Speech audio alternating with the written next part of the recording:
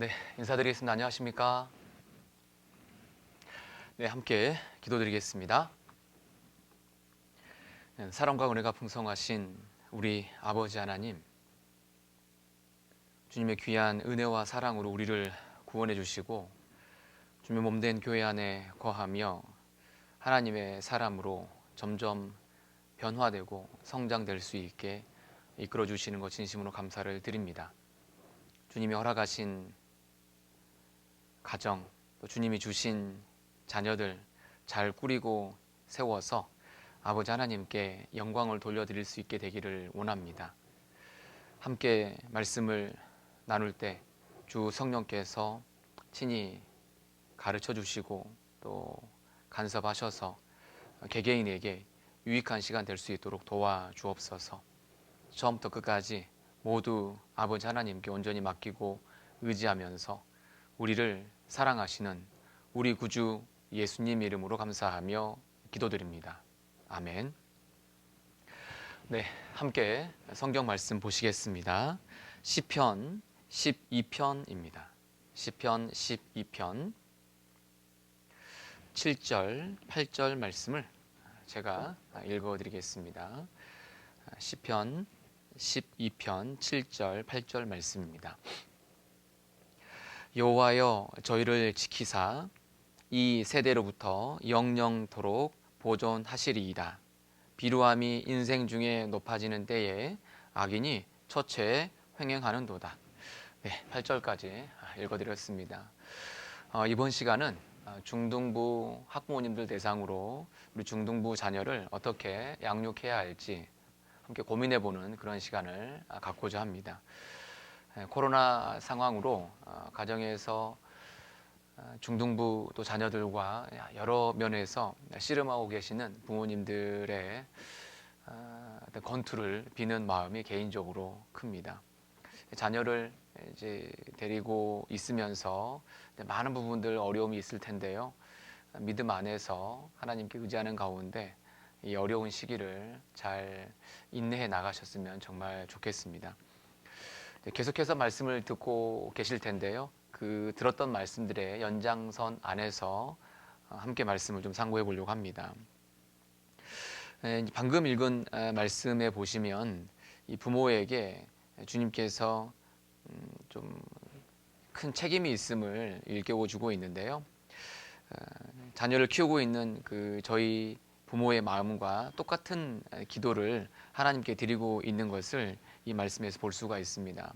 여호와여 저희를 지키사, 우리에게 주신 그 자녀를 하나님께서 지켜주시기를 원하는 그런 마음, 그리고 이 세대로부터 영영토록 보존해 주시기를 원하는 그런 간절한 기도의 제목이 있습니다. 그리고 이 세상이 지금 어떻게 흘러가고 있는지를 잘 보여주고 있는 말씀이 8절에 나와 있습니다. 비루함이라고 되어 있는데 비천하고 천박하고 속된 것들이 도리어 높아지는 때, 그리고 그것들이 의인들을 주장하는 때에 저희가 살고 있습니다. 비루함이 인생 중에 높아지는 때에 그 악인들이 곳곳에서 아주 종횡무진 지내고 있는 이 때에 이 세대로부터 이제 우리의 자녀들을 지킬 수 있었으면 좋겠다라는 그런 기도 제목인데 저희의 기도 제목과 똑같죠. 요한 1서 5장에는 이런 말씀이 있습니다. 또 아는 것은 우리는 하나님께 속하고 온 세상은 악한 자 안에 처한 것이다. 그렇죠. 온 세상은 하나님을 완전히 멀리 떠나서 사람 중심으로 모든 가치관들이 세워져서 그것 안에서 옳고 그름을 판단하는 때, 지금이 이 세상이죠. 그리고 이 세상은 공중 권세 잡은 자가 딱 자리 잡고 있어서 자기 중심으로, 그래서 성경에서 말씀하시는 것처럼 온 세상은 세상적이고 정욕적이고 마귀적이라고 했는데 그런 세상으로 점점점 물들어져 가고 있는 세상입니다. 그 세상에 살고 있는 세대 사람들, 그 가운데 있는 우리와 우리의 자녀들, 그들을 어떻게 지킬 수 있는가? 그것은 개인의 힘과 노력으로, 부모의 힘과 노력으로는 한계가 있기 때문에 하나님의 전적인 도움을 구하고 있는 기도문이죠. 그래서 이 기도문이 우리 개인에게도 있어야 되겠다라는 그런 마음을 더 갖습니다. 비루함이 인생 중에 높아지고 있다고 했는데 시편 82편에서는 땅의 모든 터가 흔들린다 이렇게 말씀하고 계십니다. 땅의 모든 터가 흔들린다. 어떤 기초가 되는 부분이겠죠. 모든 것의 기초는 성경과 주님인데 그것이 무너져 있는 때이고요.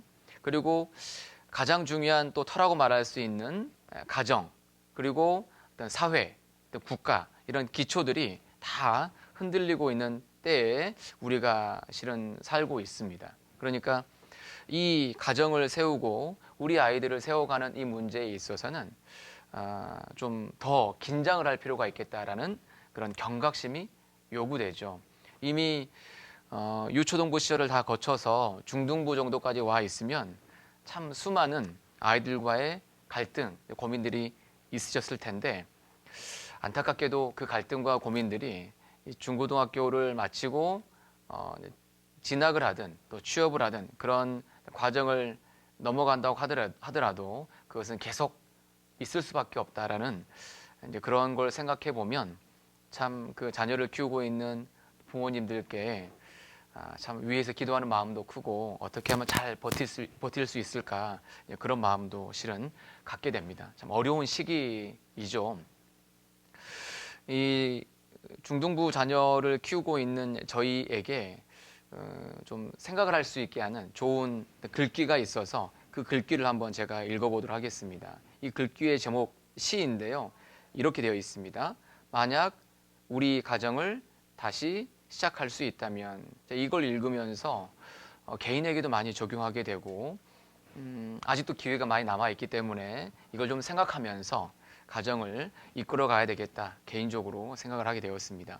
만약 내가 우리 가정을 다시 시작할 수 있다면 나는 자녀들이 보는 앞에서 아내를 또는 남편을 더욱 사랑할 것이다. 나는 우리가 실수를 했을 때나 즐거울 때나 자녀들과 더 많이 웃을 것이다. 나는 사소한 일이라도 자녀의 이야기를 더 들어줄 것이다.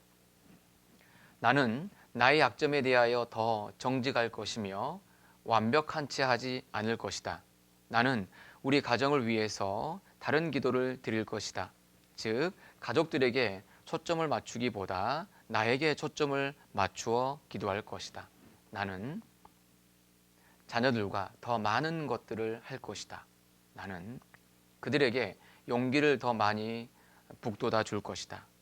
나는 더 많은 칭찬을 할 것이다. 나는 작은 것들에도 더 많은 관심을 쏟을 것이다. 나는 하나님에 대하여 더욱 친밀하게 이야기할 것이다. 모든 일상적인 것들과 모든 생활 속에서 나는 하나님을 가르칠 것이다. 이게 그 하나의 기도였고 또 시였는데요.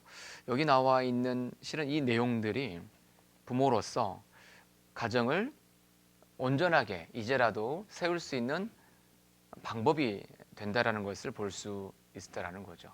그래서 하나님 안에서 그럼 어떻게 하면 여기 나와 있는 것 같이 키워갈 수 있는 것인지를 조금 더 함께 고민을 깊이 해보도록 하겠습니다. 이 성경 말씀은 전지전능하시고 완벽하신 하나님께서 성령의 감동으로 주신 말씀이잖아요. 실은 모든 해답이 완벽하게 이 안에 들어가 있습니다. 완벽한 답이 성경에 있죠. 이 자녀를 어떻게 양육해야 할까? 이 부분을 여러 말씀들이 잘 정리를 하고 있지만 저는 이 말씀으로 출발 한번 해보려고 합니다. 에베소서 6장입니다. 에베소서 6장 4절입니다. 에베소서 6장 4절 제가 읽어드리겠습니다. 에베소서 6장 4절 또 아비들아 너희 자녀를 노엽게 하지 말고 오직 주의 교양과 훈계로 양육하라. 이 비슷한 말씀이 골로새서 3장에도 나와 있는데요. 그 말씀은 제가 한번 이렇게 읽어보겠습니다. 아비들아 너희 자녀를 경록히 말지니 낙심할까 함이라. 말씀이 거의 비슷합니다. 그래서 이 에베소 6장과 골로새서 3장에 있는 말씀을 같이 이렇게 합하면 이렇게 정리할 수가 있겠습니다.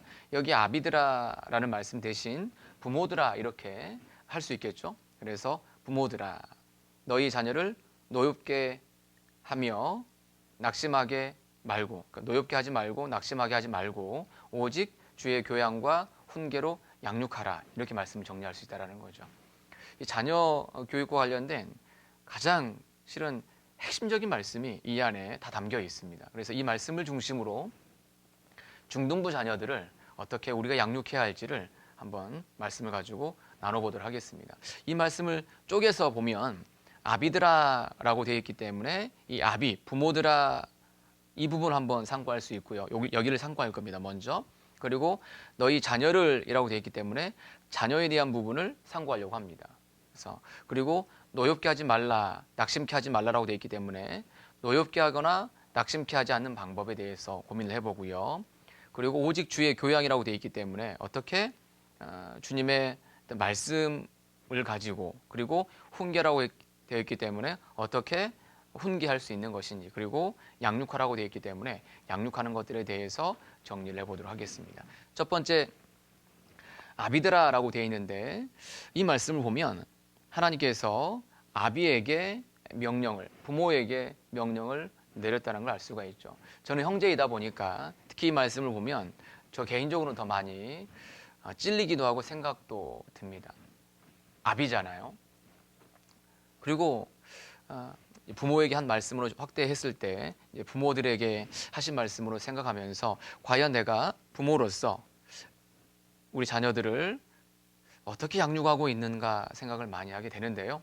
아비드라라고 되어 있는데 그리스도인 부모를 말하는 겁니다. 세상의 부모가 아니라 세상의 가치관을 따르며 좇는 사람이 아니고 그리스도인 아비, 그리스도인 어미, 그리스도인 부모에게 하나님께서 주고 있는 말씀이라는 거죠. 우리가 세상에 살고 있지만 그리스도인이고 그리스도인 부모다라는 것을 잊지 않고 실은 살아야 한다는 거죠.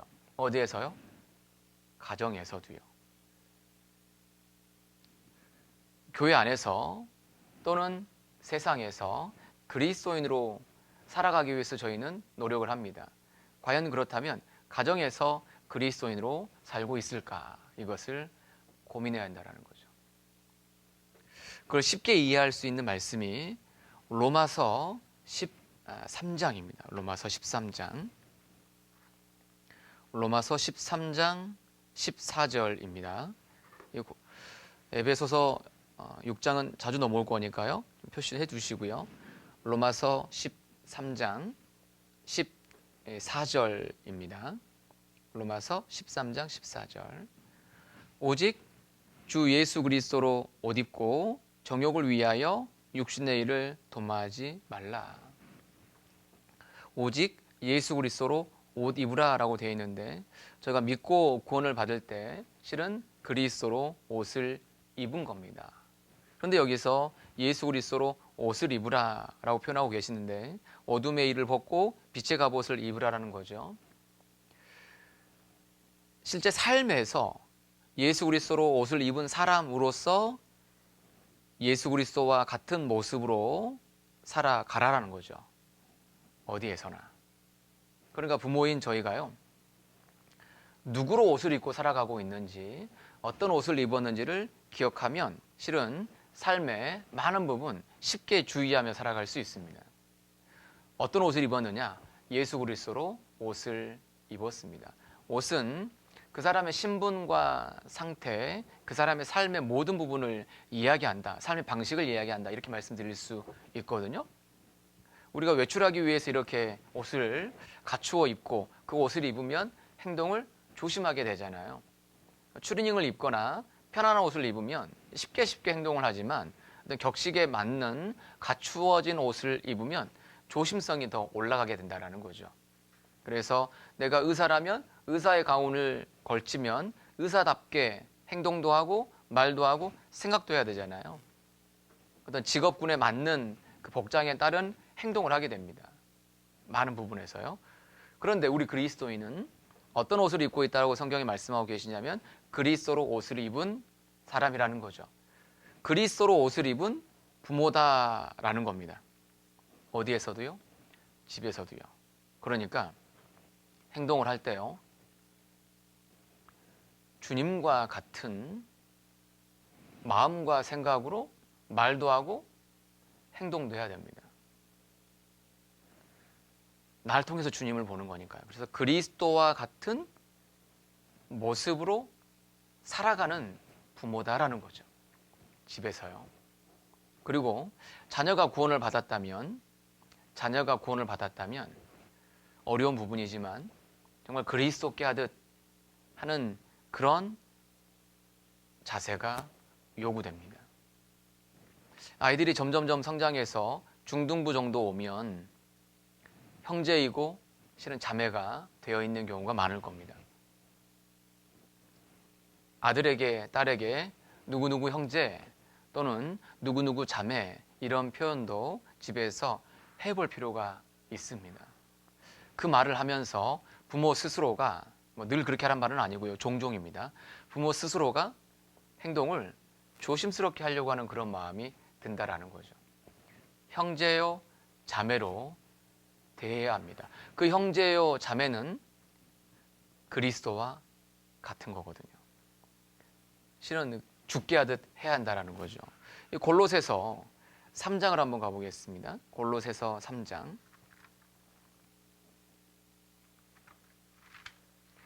이 그리스도인 부모다라는 것을 인식하고 있으면 가정에서 자녀를 양육함에 있어서 많은 부분 절제도 되고 자녀를 더욱 귀하게 여기는 마음이 들 수밖에 없습니다. 골로새서 3장 17절입니다. 골로새서 3장 17절. 또 무엇을 하든지 말에나 일에나 다 주 예수의 이름으로 하고 그를 힘입어 하나님 아버지께 감사하라. 무엇을 하든지 말에나 일에나 다 주 예수의 이름으로 하고, 주님께서 말씀하시는 것처럼, 주님께서 하신 것처럼, 또 주님께 하듯, 그 말씀이 23절에 나와 있습니다. 무슨 일을 하든지 마음을 다하여 주께 하듯 하고 사람에게 하듯 하지 말라. 이는 유업의 상을 주께 받을 줄 알미니 너희는 주 그리스도를 섬기느니라. 무엇을 하든지 마음을 다하여 주께 하듯 하자. 사람에게 하듯 하지 말자. 내 아들, 내 딸이지만 주님께 하듯 할 필요가 있습니다. 마음을 그 앞에서 잘 컨트롤할 필요가 있다는 거죠. 정말 주님께 하듯 그런 마음으로 자녀를 대하기 시작하면 가정은 점점점 온전한 가정으로 세워질 수밖에 없습니다. 24절에 유업의 상을 주께 받을 줄 알미니 너희는 주 그리스도를 섬기느니라 이렇게 말씀하셨잖아요. 그러면 어디서 주 그리스도를 섬길까요? 교회에서? 세상에서? 실은 가정에서 우리가 주님을 섬기고 있다는 것을 기억해야 하고, 우리가 배우자에게, 아내든 남편이든 그리고 자녀에게 하고 있는 그것에 대해서 주님이 다 헤아리고 계시고요. 그것에 대해서 주님은 유업의 상을 주신다고 말씀하고 계십니다. 가정이 편안한 안식처이지만 내가 믿음을 가진 그리스도인으로 합당하게 가정 구성원들에게 섬기며 살아야겠다라는 마음을 의도적으로 더 갖는 연습을 하고 노력을 해야 하겠습니다. 가정이 쉬는 곳은 맞지만 완전히 편안하게 있는 곳은 아니다라는 생각을 한다는 거죠. 교회가 어렵잖아요. 뒤집을 필요가 있는 것 같습니다. 가장 어려운 곳을 가정으로 생각해야 하죠. 그러면 내 삶의 뒷모습을 더 주의하며 조심성 있게 삼갈 수 있게 될 수 있습니다.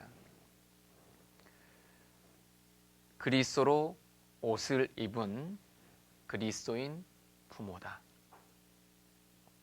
가정에서 그것을 잊지 않고 늘 지내는 연습을 해야 됩니다. 편하면 말이나 행동이 이렇게 함부로 나가게 되잖아요. 근데 그로 인해서 문제가 생기죠. 조심성이 없으니까요. 그래서 조심성을 갖는 방법이 그리스도인 부모다. 예수 그리스도로 옷을 입었다. 이것을 기억해야 되겠습니다. 그리고 또 하나는요. 이 가정 안에서 내가 무엇을 가장 중요하게 생각하는가? 우리 가정의 목표, 우리 가정의 방향성을 명확하게 설정을 할 필요가 있습니다. 우리 가정의 가훈이 뭘까? 그것을 공유하지 않았더라도 내 개인적으로 우리 가정에서 가장 중요하게 생각하는 것이 무엇일까? 그것을 생각하고 그것을 좇아서 살아갈 필요가 있습니다. 1번은 당연히 하나님을 경외하는 겁니다. 하나님을 경외하는 것. 그래서 잠언의 시작과 끝도 경외고요.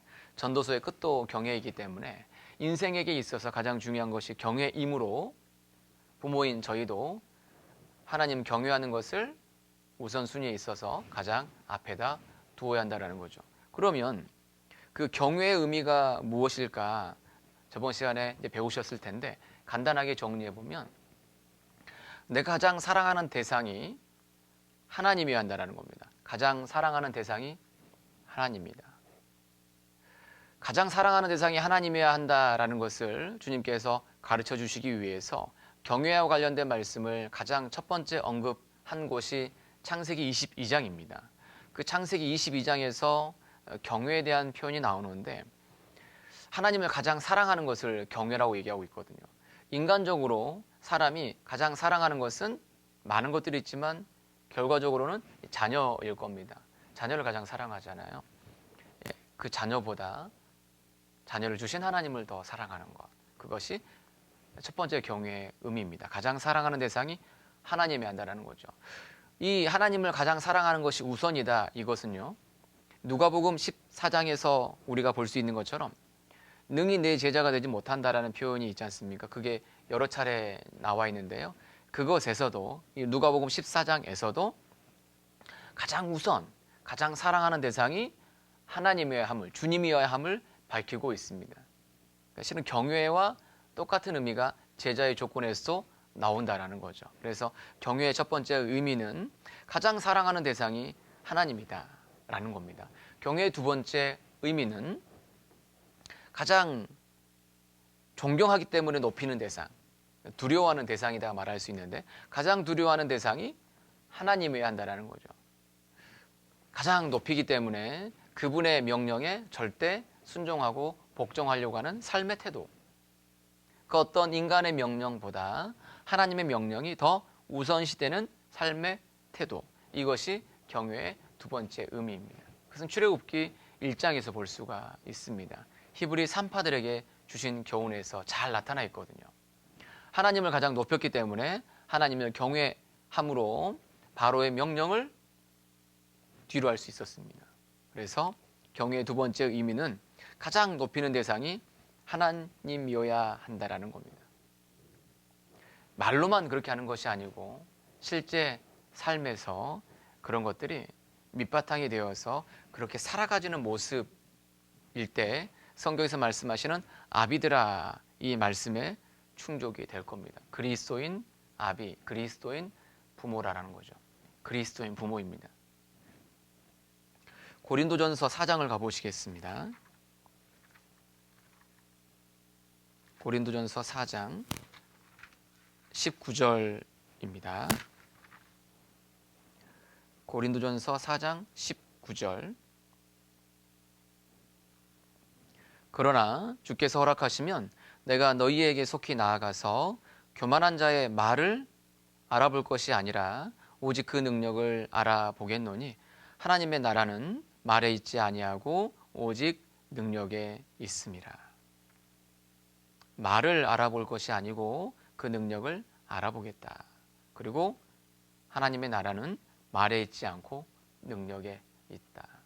실제 삶으로 드러내는 그 능력, 삶 가운데 입증된 능력, 그것을 보겠다라는 거죠. 그래서 어렵지만요, 내가 그리스도인 부모로서 말을 하기에 앞서 실제 삶으로 그렇게 살아가기 위해서 몸부림치고 있는 그 과정을 밟아갈 필요가 있습니다.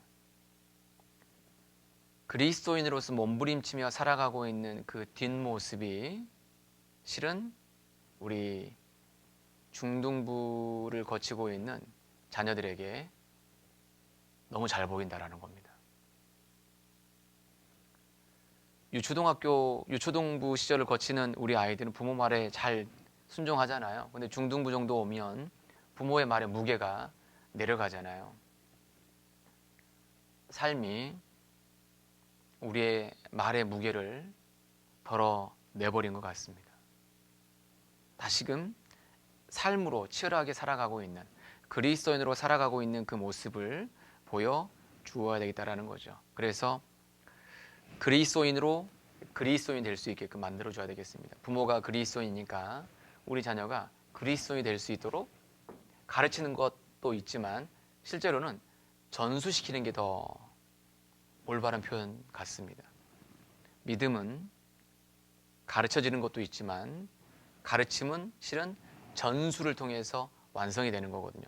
완전히 전수를 시켜야 되겠습니다. 그래서 우리 스스로를, 부모인 우리 스스로를 열심히 훈련시키고 가르쳐야 되겠습니다. 로마서 2장을 가보겠습니다. 좀 무거운 말씀을 하나 보겠습니다. 로마서 2장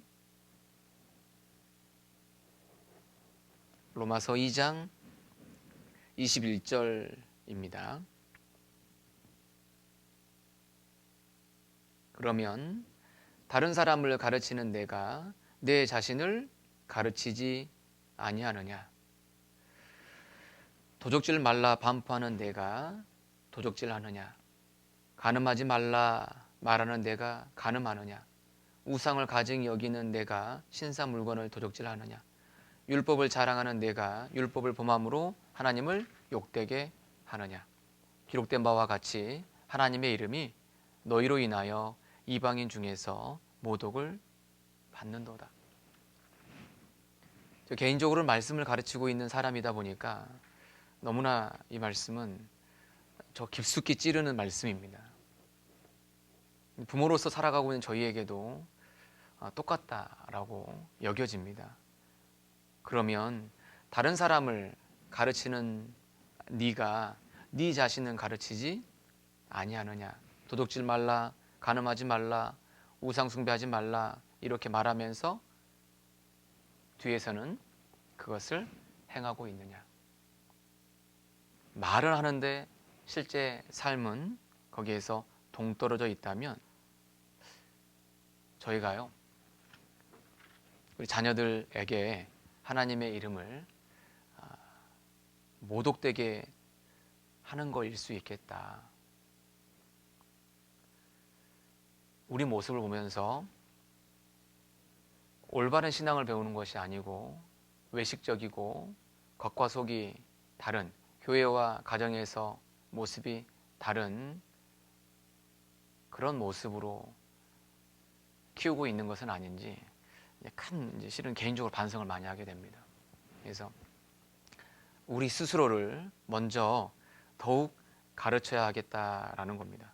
우리가 하나님의 말씀을 읽고 실제 하나님의 말씀대로 살아가지 않으면 이런 무서운 말씀이 적용될 수 있습니다. 호세아서 4장을 가보시겠습니다. 호세아서 4장 6절입니다. 호세아서 4장 6절. 내 백성이 지식이 없으므로 망하는도다. 네가 지식을 버렸으니 나도 너를 버려 내 제사장이 되지 못하게 할 것이요, 네가 네 하나님의 율법을 잊었으니 나도 내 자녀들을 잊어버리리라. 정말 무서운 말씀입니다. 그죠? 북이스라엘에게 호세아를 통해서 하나님 주신 말씀이잖아요. 그들은 점점 하나님을 떠나가기 시작했지 않습니까? 시작부터 떠나가서 결과적으로 완전히 떠나서 그들은 심판을 받았죠. 아수르에 의해서 멸망을 당해버렸습니다. 그런데 이 말씀에서 그 북이스라엘에게 주신 말씀인데, 너희가 하나님 말씀을, 하나님의 율법을 잊어버렸기 때문에 나도 내 자녀를 잊어버리겠다 이렇게 말씀하고 계시거든요. 이 말씀 앞에서 생각을 합니다. 정말 내가 하나님의 말씀을 기억하고 하나님의 말씀에 따라서 순종하고 살아가고 있는가? 그럼 하나님도 기억하실 것이다 라고 이 말씀을 보면 알 수가 있죠. 이 반대되는 말씀이 시편 103편을 보면 알 수가 있습니다. 시편 103편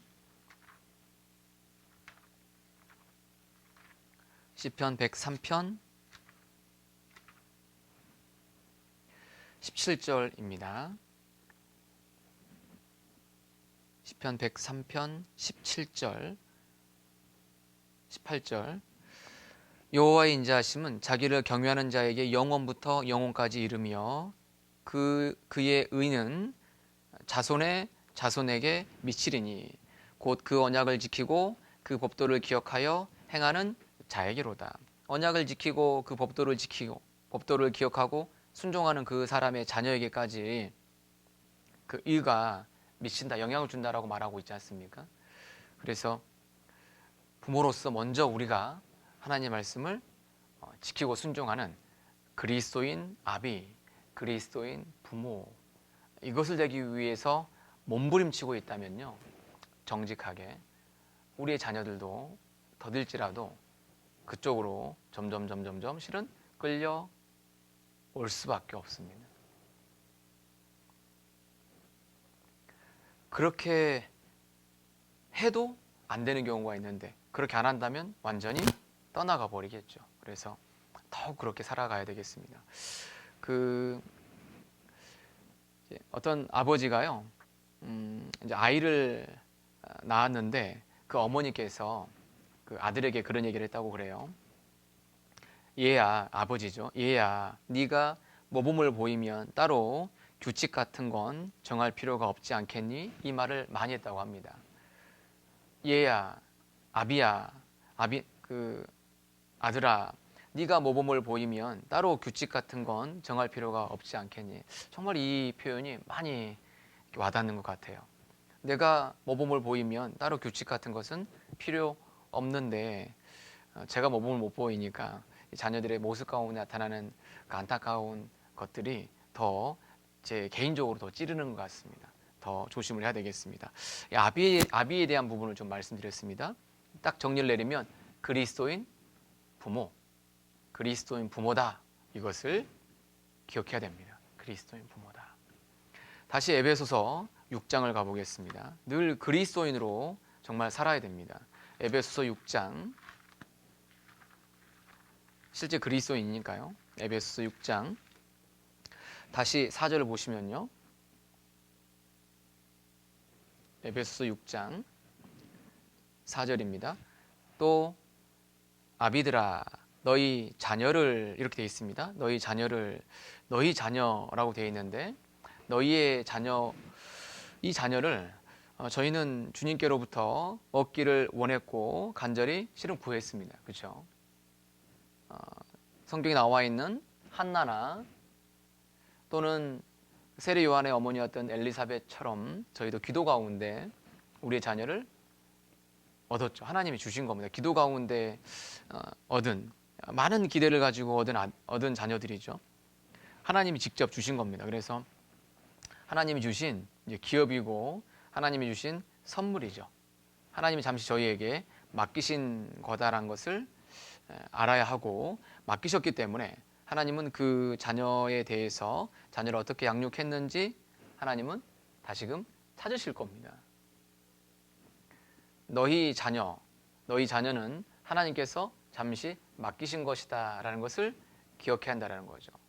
내 자녀가 아니고 하나님의 것, 그리고 하나님께서 잠시 청지기인 나에게 맡기신 것, 그래서 부모가 청지기이다라는 것을 알 수가 있죠. 자녀를 볼 때 하나님께서 맡기신 자녀이기 때문에 하나님의 관점과 하나님의 입장에서 자녀를 바라보는 연습을 할 필요가 있겠습니다. 칠판에 한번 적어보겠습니다. 이 나라는 사람이 있고요. 아까 나라는 사람은 누구라고 말했냐면 그리스도인이라고 말씀드렸습니다. 그리스도인 부모다라는 것을 늘 기억하고, 누구로 옷을 입었다고 말씀드렸냐면 그리스도로 옷을 입었기 때문에 그리스도로 옷 입은 사람으로서 그리스도를 닮아가고 그리스도처럼 행동을 해야 한다라는 겁니다.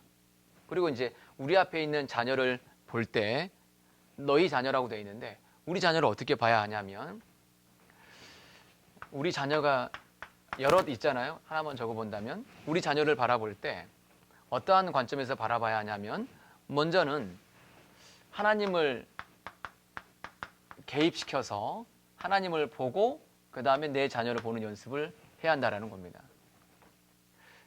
우리가 이제 바라볼 때요. 저도 지금 이제 강당에 있잖아요. 이 강당에 이 강의실에 딱 들어오면 이 강의실밖에 보이지 않습니다.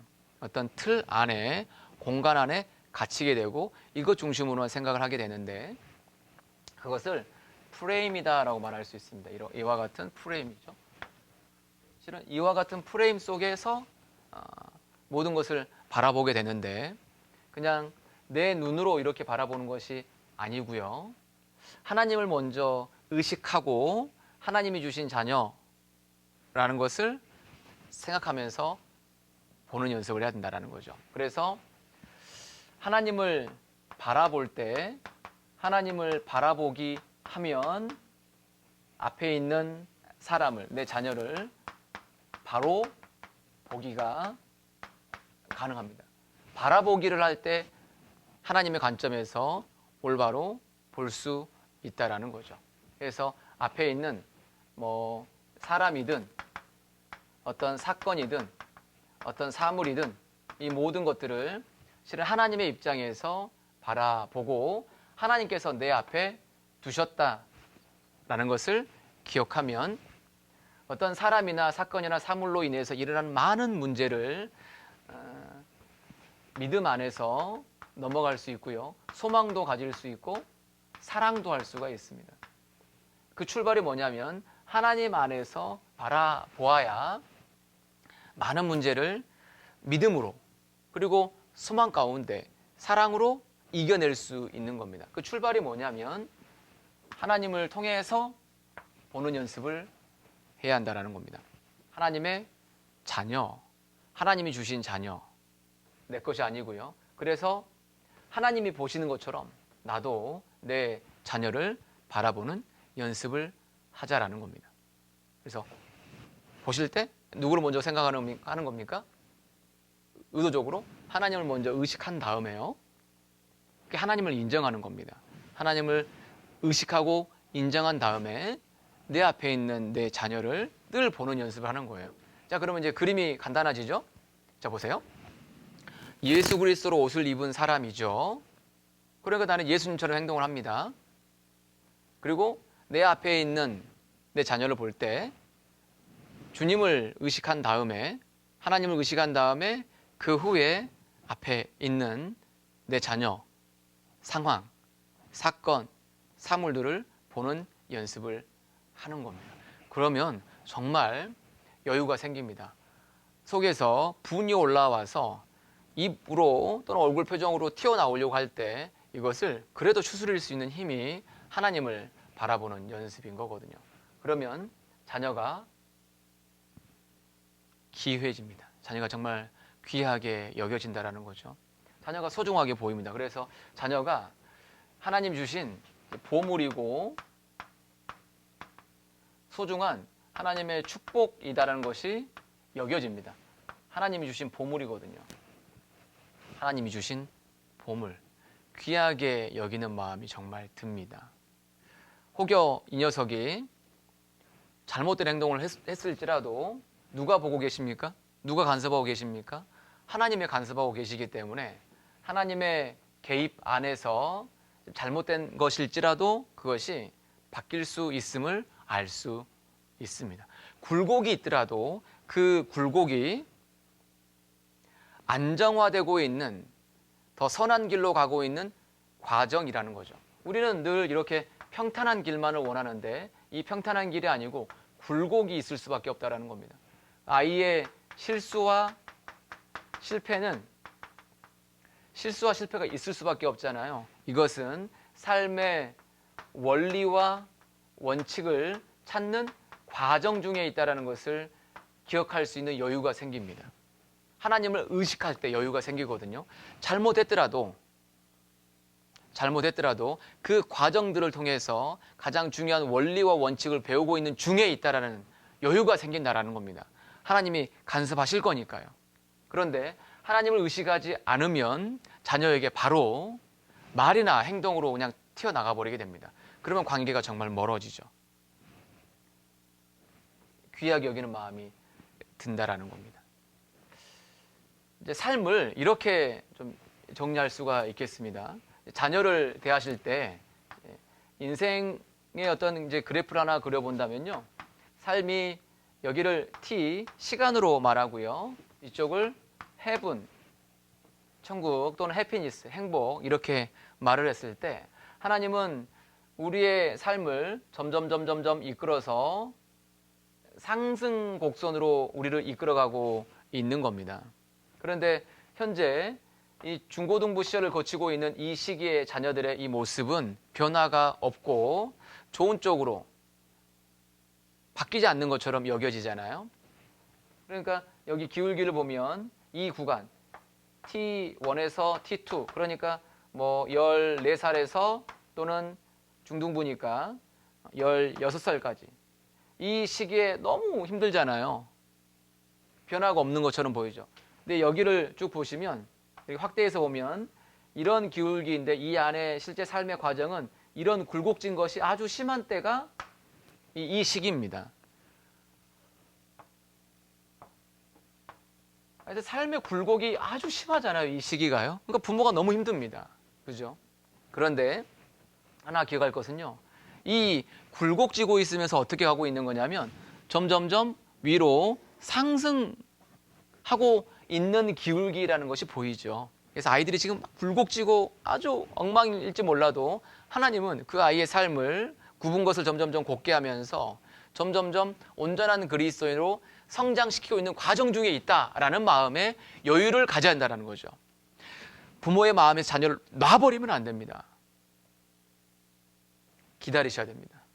굴곡짐 속에서도 아이가 점점점 변화되고 있고 하나님께서 관리하고 계신다라는 믿음을 가지셔야 됩니다. 믿음, 소망을 품으셔야 됩니다. 그리고 부모로서 나는 여전히 그리스도인 부모니까 자녀를 사랑해줘야 한다는 거죠. 이 따뜻한 바람이 자녀에게 계속 갈 때 자녀가 이 굴곡진 시기를 버틸 수 있거든요. 너무 힘들잖아요, 우리 아이들이요. 학교 가보세요. 그 교실 안에서 얼마나 힘든지 모릅니다, 아이들이. 우리 부모가 생각하는 것보다 정말 힘들거든요. 그걸 견뎌야 하죠. 부모도 그리스도인을 살아가는데 힘든데 우리 아이가 그리스도인을 살아가는 게 얼마나 힘들겠어요.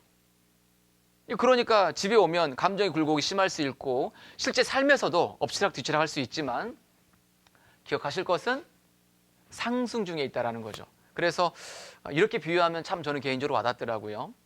우리 등산을 할 때요, 이제 등산 이제 그 입구에서 산 입구에서 정상으로 올라갈 때 계속 오르막길로만 가는 게 아니잖아요. 그죠? 계속 좋은 모습으로만 가는 게 아니죠. 어떻게 가냐면 오르막길도 있는데 조금 있으면 무엇을 만납니까? 내리막길도 있잖아요. 오르막 내리막 하다가 결과적으로 어디 도착하냐면 정상에 도착하는 거거든요. 그렇죠? 우리 아이들이 지금 내리막길에 있을 수 있습니다. 지금. 그래도 기다려주세요. 그 내리막길을 가서 골짜기를 들어가면 그 골짜기 속에서 주님을 찾고 만나고 다시 올라갈 거거든요. 그걸 믿고 부모가 마음에서 포기를 해버리면 안 됩니다. 그런데 너무 화가 나고 비교가 되잖아요, 옆에 있는 가정들과. 그러니까 마음에서 말은 안 하는데 다 드러나 버리죠. 표정으로, 분위기로. 이 믿음을 가질 필요가 있습니다. 그래서 이런 굴곡지고 있을지 몰라도 상승 중에 있다. 그래서 이 굴곡짐을 하나님 안에서 이해하는, 바라보는 눈, 너희 자녀다라고 말씀하셨기 때문에 너희 자녀다. 하나님이 주신 자녀임을 기억하고 하나님께서 분명히 우리 자녀들을 온전하게 세우실 것이다 라는 것을 기대하자라는 거죠. 그리고 기도해야 됩니다. 그래서 6장 4절에 보시면 이렇게 되어 있잖아요. 6장 4절에 또 아비들아 너희 자녀를 그리스도인 부모들에게 너희 자녀를 맡기셨다. 너희 자녀이지만 하나님이 맡기셨다라고 말씀하고 계심을 기억해야겠습니다. 하나님이 맡기셨습니다, 우리에게. 그래서 하나님께서 자녀들을 점점점 온전하게 키워 가실 겁니다. 내 역할을 충분히 하고 좀 여유를 가지고 좀 기다려야 되겠습니다. 그래서 중고등부 시절을 보내고 있는 형제 자매들과 교제를 하고 상담을 하고요. 부모들 만나서 보면 아이들이 아주 좀 너무 부모를 힘들게 하는 과정들 속에 있는 걸 실제 저도 보면서 상담을 해줄 때 가장 부모에게 요구되는 것은 끝까지 사랑을 해야 됩니다. 끝까지 소망을 품어야 됩니다. 그리고 엎치락뒤치락 하는 그런 과정들이 있으시지만 시간이 지나면 연어같이 떠난 것 같지만 다시 고향 산천으로 돌아오잖아요. 그것처럼 자녀들이 다시 신앙 안에 다시 와서 귀하게 쓰임 받는 것을 많이 보거든요. 근데 부모가 넌 안 돼 라고 포기를 해버리면 진짜 안 됩니다. 끝까지 실수하고 또 실패하고 넘어질지 몰라도 성장의 과정으로 보면서 기다려주면 자녀가 점점점 세워져 갈 겁니다. 실은 많은 시간이 필요합니다. 또 아비들아 너희 자녀를, 그 다음에 어떤 말씀이 있냐면 노엽게 하지 말라라고 되어 있습니다. 노엽게 하지 말라. 그 다음에 골로새 3장에서는 낙심케 하지 말라라고 되어 있는데, 이 부모가요, 이 자녀에 대해서 너무 큰 기대를 갖고, 그리고 부모가 자기 임의로 자녀를 완전히 주관하려고 하게 되면 자녀들은 노엽게 되고요. 그 다음에 마음에 낙심을 하게 됩니다. 어떤 경우에 그 아이들이 노엽게 화가 나고 또 어떤 경우에 낙심하게 되는가, 요걸 좀 말씀드려 보겠는데, 이걸 풀 수 있는 이제 시작은 대화를 하려고 노력을 해야 됩니다. 중고등부, 중등부 시절에 있는 참 자녀와 대화하기가 만만치 않더라고요. 실제 대화를 해보면 가면 내가 상처받는 경우가 많은 것 같아요. 그래도 똑똑하면서 한마디라도 더 대화를 하려고 노력을 할 필요가 있습니다. 대화를 해야 한다는 거죠. 이 자녀들이 그 화를 내고 낙심하는 이제 그런 경우가 부모가 지나치게 간섭을 할 때, 과보가 있을 때고요. 무관심과 방치에 있을 때, 그리고 부모로부터 인정받지 못하고 있을 때, 그리고 부모가 자기 자신들을 위해서 희생하는 것처럼 보여지지 않을 때, 그리고 또 화나는 것은 부모가 편애를 할 때죠. 첫째와 둘째, 또 셋째 그 사이에서 다른 집에 있는 경우와 또 비교할 때, 그리고 부모가 지나치게 욕심을 가지고 있어서 비현실적인 기대를 요구할 때, 그리고 물리적이든 언어적이든 어떤 이런 학대가 있을 때 자녀들은 화를 낼 수가 있습니다. 분이 안에 계속 쌓이게 되죠. 그리고 그것은 표출될 수밖에 없거든요. 그런 걸 풀 수 있는 방법이 뭐냐면 부모와 자녀 사이에 끊임없이 대화하려고 부모가 노력을 해야 되겠습니다. 참 그 자녀가 먼저 와서 말 거는 경우는 별로 없죠. 대화하기 참 어려우시죠. 애가 귀찮아 하더라도 좀 상황 봐가면서 좀 말할 수 있는 기회를 만들어갈 필요가 있습니다. 그런데 이제 대화를 하고 이제 어떤 자녀와의 관계를 좀 유연하게 하기 위해서는 이 자녀에 대한 이해를 할 필요가 있습니다. 자녀의 특성들을 또는 상황들을 알 필요가 있다는 거죠. 그래서 아이의 학교 시간표도 알 필요가 있고 학교의 지금 학사 일정도 알아야 한다는 거죠. 그래서 매일의 시간표든 학사 일정이든 학사 일정 가운데 있는 시험이든 어떤 행사들, 그리고 어떤 시절과 계절에 따른 어떤 아이가 고민할 수 있는 것들, 이런 것들을 좀 먼저 찾아보고 좀 이렇게 도와주려고 하는, 좀 아이가 요구하기 전에 도와주려고 하는 그런 부모의 준비가 실제 필요하더라고요. 계절에 맞는 어떤 것들도 필요하더라고요. 근데 그런 거 생각하지 않고 그냥 지내고 있으면 자녀는 속에서 내가 원하는 어떤 것들이 있는데 그것들이 이루어지지 않으니까 계속 분이 올라올 수밖에 없더라고요. 짜증이 난다고 그러잖아요. 왜 짜증 난다고 말하냐면 안에 있는 것을 다 충족할 수 없지만 채워주려고 부모가 노력을 해야 되는데 그러려면 관심을 갖고 아이를 확인하고 아이에 대한 이해도 해야 되고 그 주변도 이해해야 하고 학교도 이해해야 하고 이런 것들을 좀 바라보면서 입체적으로 다각도로 들어갈 때 아이를 노엽게 하지 않을 수 있거든요. 그리고 낙심케 하는 것을 막을 수 있게 되는데 그게 관심과 대화입니다. 관심과 대화. 관심을 갖고 있다는 걸 느끼면 대화가 조금 더 부드러워지죠. 부모가 좀 웃으면서 좀 실수도 하면서 아이가 이렇게 마음을 열 수 있는 그런 여유를 부모의 모습 가운데서 좀 비춰줄 필요가 있다라는 겁니다. 자녀에 대한 이해가 필요하다라는 거죠. 좀 여러 가지를 말씀드렸는데 조금 더 한번 들어가 볼게요. 이 자녀를 이해하기 위해서 이 남학생과 여학생이 좀 다르잖아요. 그죠? 남학생과 여학생이 다른데 이 남학생과 여학생의 이 근본적인 차이를 이 성경에서 설명하고 계시기 때문에 이 부분을 먼저 한번 봐보겠습니다. 시편 144편입니다. 남성과 여성의 남녀의 성별 차이를 먼저 좀 이해해야 되겠습니다. 시편 144편 접근 방법이 완전히 다르니까요. 시편 144편 12절입니다. 시편 144편 12절 우리 아들들은 어리다가 장성한 나무 같으며 우리 딸들은 궁전의 식양대로 아름답게 다듬은 모퉁이 돌 같으며 아들들은 나무에 비유해놨죠. 어리다가 장성한 나무 같다. 딸들은 머릿돌, 궁전, 식양대로 아름답게 다듬은 모퉁이의 돌 같다 이렇게 표현했는데요. 이 아들과 딸들의 차이가 분명하게 다 나타납니다. 아들들은요, 어려서 분재를 하는 것처럼 어려서 필요한 것들을 잘 이렇게 가꾸어 가야 이렇게 바르게 자라갈 수 있거든요. 다 굵었는데 그제서야 깎으려고 하면 부러져 버리죠. 이게 굽혀지도 않고요. 그죠? 원하는 대로 되지도 않고 완전 튕겨나가 버립니다. 그러니까 부드러울 때, 아직 어릴 때, 유순할 때 이것을 말씀 안에서 바람직하게 이렇게 다듬어 갈 때 올곧게 클 수가 있습니다. 그래서 이 남학생들은 이렇게 말할 수 있습니다. 키워드가 어려서부터 잘. 근데 지금 중학생이 돼버렸잖아요. 늦은 게 아닙니다. 그래서 지금이라도 사랑 가운데 이렇게 하려고 노력을 해야 한다는 거죠. 어릴수록 중요하다. 지금 가장 어릴 때가 지금이니까 지금이라도 관심을 갖고 어릴 때부터 잘 잡아가야 된다. 이걸 좀 하나 기억하시고요.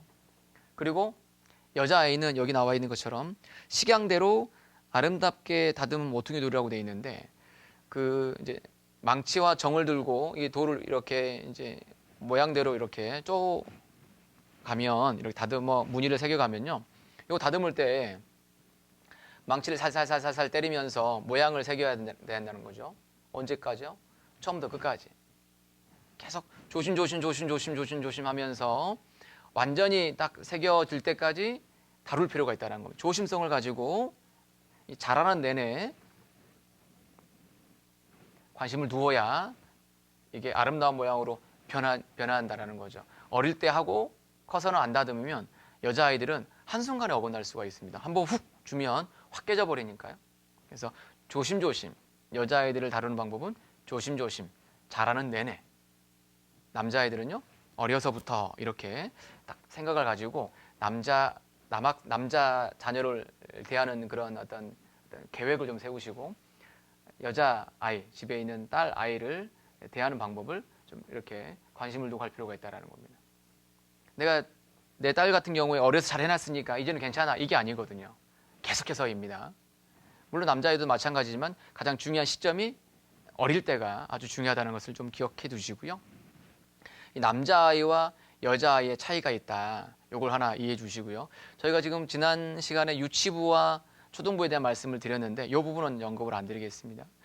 유치부와 초등부 시절에서 중요한 부분은 실은 좋은 습관을 길들이는 것이 포인트입니다. 좋은 습관을 길들이는 거예요. 칠판 한번 봐보시면요.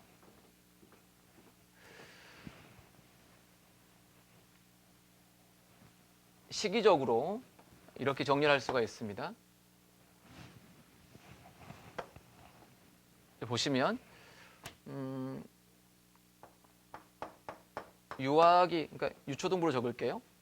유초등 시절이 있고 그 다음에 성인으로 가게 되는데, 이 성인은 독립적인 존재이죠. 그래서 자기 스스로 어떤 판단하고 결정하고 선택하고 자기가 책임지는 이 단계가 성인이죠. 그러나 이 유초등부 시절의 아이는 의존적인 존재이죠. 부모에게 의해서 절대적인 영향을 실은 많이 받습니다. 그래서 이 시기에서 이 단계로 거쳐가는 시기가 이제 청소년 시기인데, 이 청소년 시기에 굉장히 중요한 것은 뭐냐면 여기와 여기에 껴있는 존재라는 거죠. 이것도 아니고 저것도 아닌 존재. 어쩔 때는 부모에게 의존하려고 했다가 어떨 때는 독립하려고 하는, 이것이 계속 이게 혼재되어 있는 상태여서 이 시기에 필요한 것이 뭐냐면 자신의 정체성을 확립하는 것이 실은 매우 중요한 포인트입니다. 자기의 정체성을 확립한다는 거죠.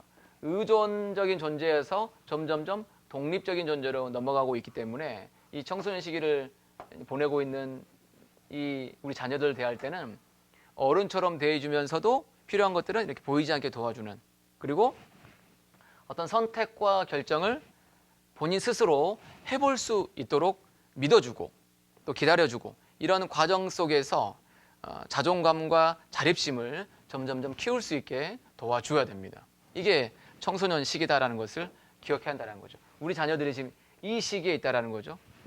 내가 누구냐, 내가 무엇을 위해 살고 있느냐, 또는 어떻게 살아야 되느냐, 이것을 고민하는 때가 이 청소년 시기다라는 것을 기억하면서 이제 늘 접근을 해야 한다는 거죠. 그러니까 다 해주려고 하지 마세요. 부모가 다 결정해버리면 안 됩니다. 결정할 수 있는 선택권을 자녀에게 주는 연습을 해야 한다는 거죠. 그래서 내가 누구인지, 내가 무엇을 위해 살아야 할지, 이것을 스스로 탐구하고 그것을 찾아가게끔 도와주자라는 거죠. 그런데요, 가만히 두면 내가 누구이며 내가 무엇을 해야 할지 이것을 찾기가 쉽지 않은데, 저는 이 부분은 부모가 함께하는 것이라고 생각이 듭니다. 서두에 말씀드린 것처럼 내가 그리스도인 부모로서 어떻게 살아가고 있느냐, 이 부분을 말씀드렸잖아요. 부모로서 정말 내가 누구이며 무엇을 위해 살아가야 하는 것인지에 대한 답을 명확하게 내렸고 얻었고, 그것을 위해서 실제 치열하게 씨름하고 있는 이것을 자녀가 보게 된다면 자녀 스스로도 올바른 정체성을 찾을 수 있다는 겁니다. 내가 누구이며 무엇을 해야 할까를 알 수 있는 좋은 질문이 있는데요. 사도행전 22장을 가보겠습니다. 사도행전 22장, 사도 바울이 이제 구원을 받았던 그 장면을 간증하고 있는 이제 이 부분인데요. 사도행전 22장 8절을 한번 보시겠습니다. 사도행전 22장 8절. 내가 대답하되 주여 뉘시니까 하니 가라사대 나는 네가 핍박하는 나사렛 예수라 하시더라. 그 다음에 10절입니다. 내가 가로되 주여 무엇을 하리이까? 주께서 가라사대 일어나 다메섹으로 들어가라. 정한 바 너의 모든 행할 것을 거기서 누가 이르리라 하시거늘. 이 사도 바울이 다메섹 도상에서 주님을 만나게 되잖아요. 그래서 주님이 밝은 빛으로 나타났을 때 주님께 던졌던 질문이 뭐냐면 주여 뉘시니까, 이걸 물어보게 됩니다. 주여 뉘시니까. 주님이 누구신지 알면요, 내가 누구인지를 알 수 있게 됩니다. 주여 뉘시니까 사도 바울은 이 질문을 던졌고요. 그 답을 얻었죠. 우리 스스로 질문 한번 던져보죠. 주님은 누구시죠? 주님은 과연 누구시죠? 이 질문을 던져야 됩니다. 상담을 하는 가운데 어떤 고등부에 있는 학생이 그런 질문을 하더라고요. 하나님이 대체 누구시죠? 신앙생활 오래 했고 구원도 받았지만 하나님이 대체 누구시죠? 하나님 대체 어떤 분이시죠? 이 질문을 많이 하게 되었다고.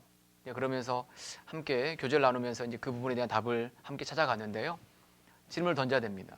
내 스스로도, 부모인 나도 주님은 대체 누구시죠? 주여 누구시니까? 그리고 그런 질문을 갖고 탐구하고 있는 그 모습의 삶이 아이도 함께 고민할 수 있게끔 간다라는 거죠. 정체성의 확립은 주님이 누구신지를 알면 자기가 누구인지 분명하게 알 수 있게 됩니다. 그걸 아는 사람은 그 다음에 10절에 나와 있는 것처럼요. 주여 무엇을 하리이까? 주여 무엇을 하리이까? 주님 내가 무엇을 해야 됩니까? 어떻게 해야 됩니까? 이것을 알 수 있게 됩니다. 그래서 이 사도 바울의 삶을 쭉 추적해 가면요. 실은 사도 바울은 주님이 누구신지를 알고서 더 알기를 원했습니다. 그런 말씀들이 쭉 나오죠.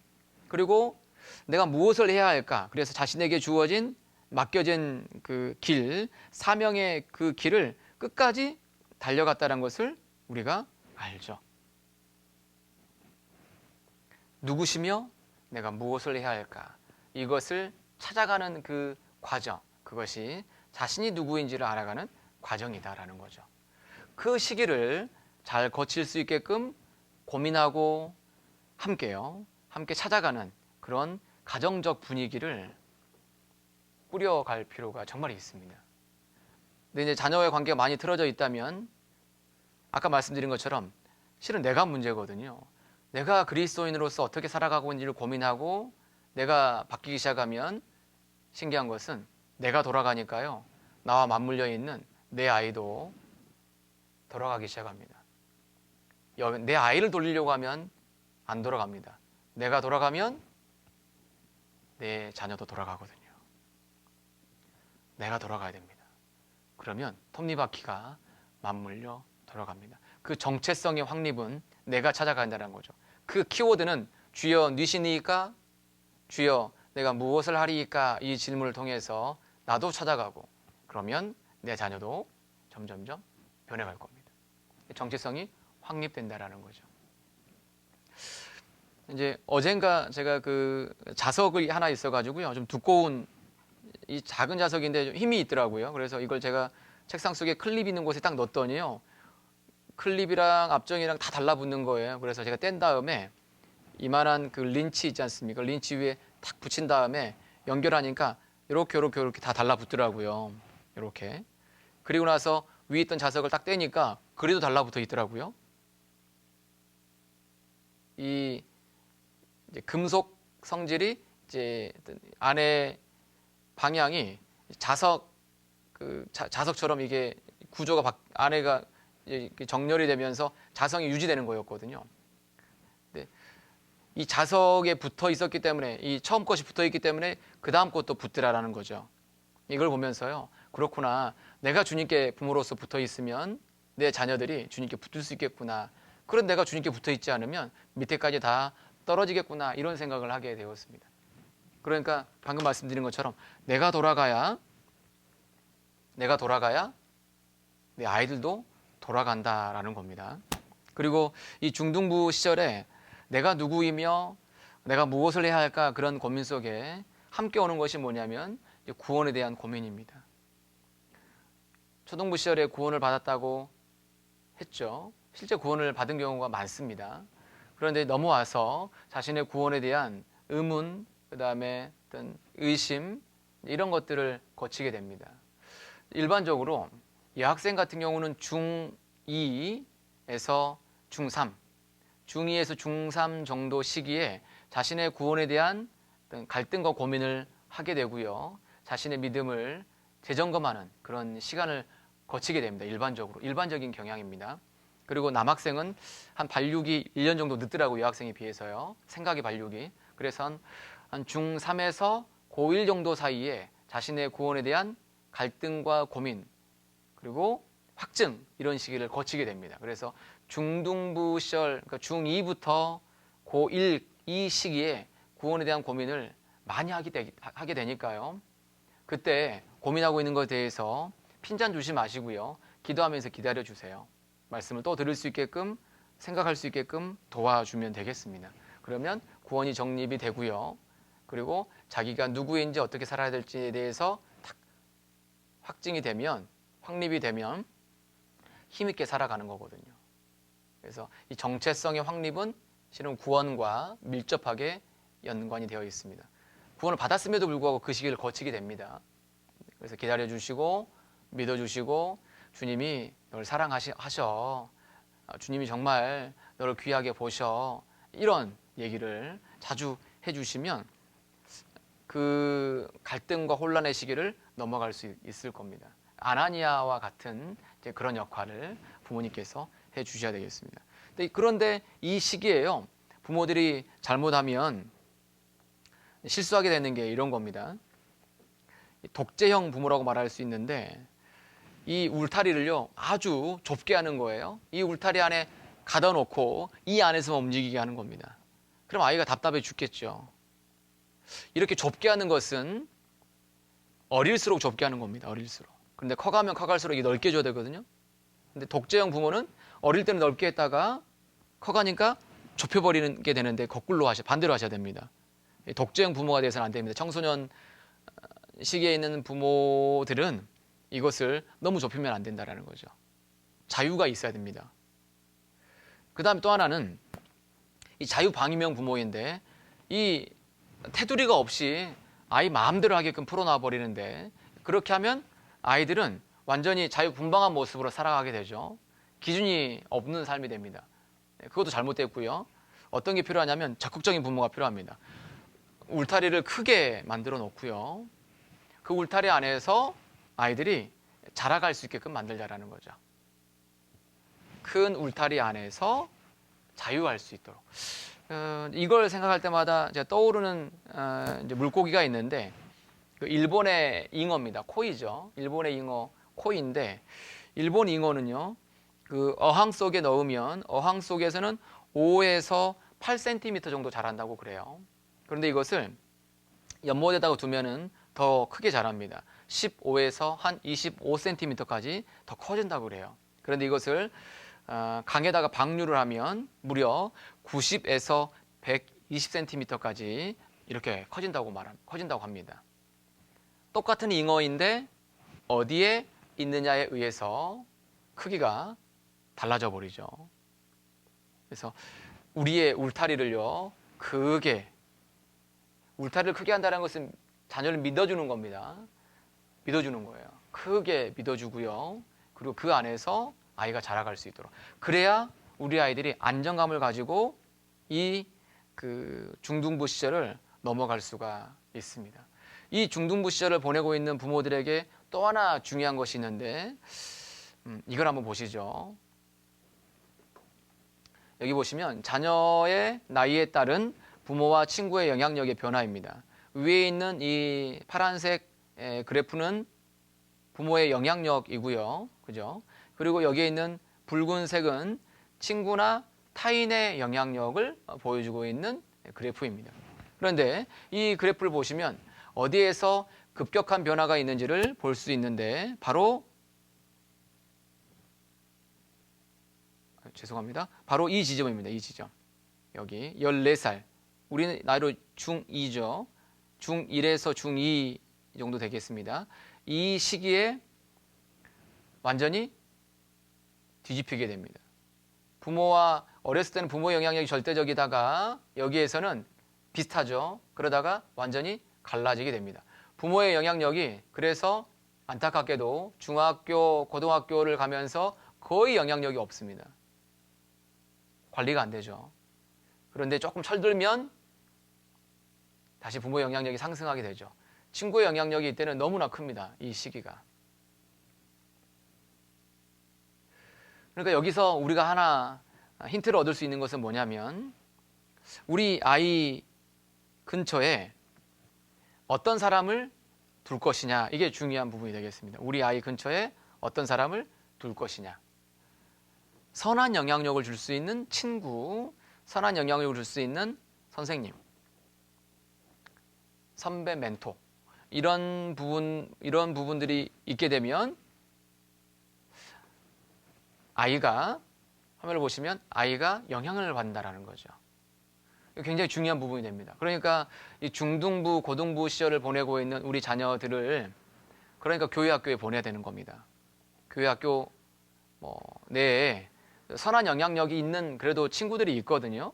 그 친구들의 도움을 받아서 우리 아이가 점점점 올바른 쪽으로 변할 수 있다는 거죠. 이 사과 상자 안에서 이 하나가 썩으면요, 옆에 있는 것들이 다 썩어버리게 됩니다. 그죠? 영향을 주거든요. 감자 안에서 하나가 썩으면 옆에 있는 게 다 썩어버리잖아요. 그죠? 이 영향력을 주는 거거든요. 행복은 전염된다라는 이 연구에서 보면 알 수 있는 게 이거인데요. 사람은 주변의 영향력을 받는데 보통 SNS를 가지고 조사해보면 6단계를 거치면 모든 사람들이 서로 다 연결이 된다고 합니다. 그런데 이 부분이 중요합니다. 여기 보시면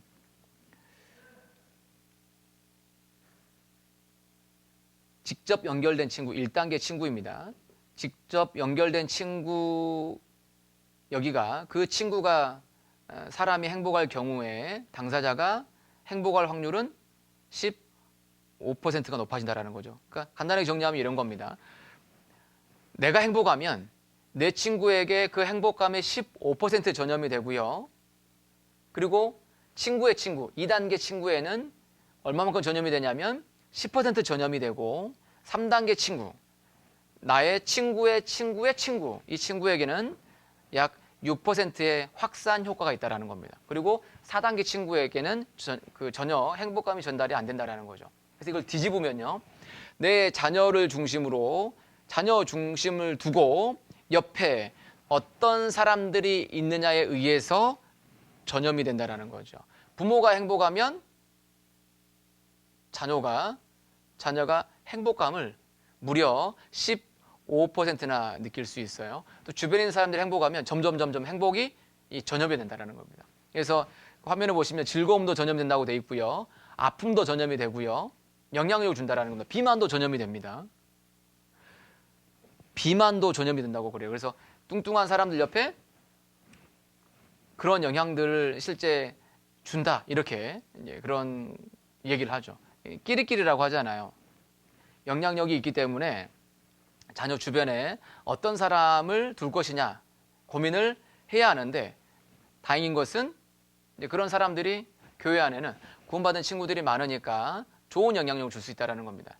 친구가 음주를 하니까 친구의 친구도 이렇게 할 영향력이 커질 수밖에 없는 겁니다. 그래서 이 중고등부 시절을 보내고 있는 친구들에게는 선한 영향력을 줄 수 있는 사람들로 포진을 할 필요가 있습니다. 그래서 부모로서 아까 보여드렸던 그래프처럼 그런 위치에 있기 때문에 상황을 잘 생각하시면서 어떻게 접근할지를 고민하셔야 되겠습니다.